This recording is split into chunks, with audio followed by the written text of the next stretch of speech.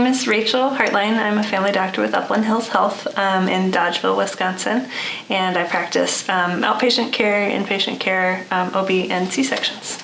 I grew up in Virginia and I went to college and medical school there, and I knew I wanted to do family medicine kind of coming through, but the kind of family medicine that I saw was not the scope of practice that I wanted for myself. It seemed like family doctors weren't very much welcome to do obstetrics where I was training in medical school anyway.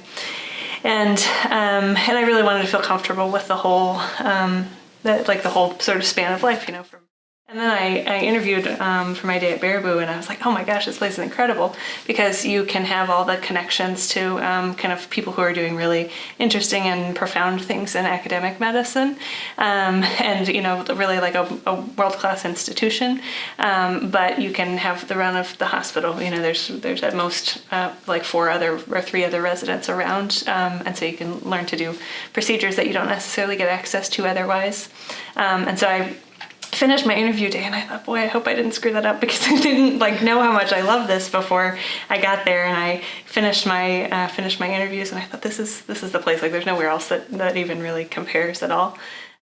Baraboo was really great, in part because of the flexibility of it. I know there are not enough residents to have like a residency service, so you're treated kind of like an apprentice almost, and the attendings aren't dependent on you, so there's flexibility to go out of town and do away rotations more so than I think other places would have.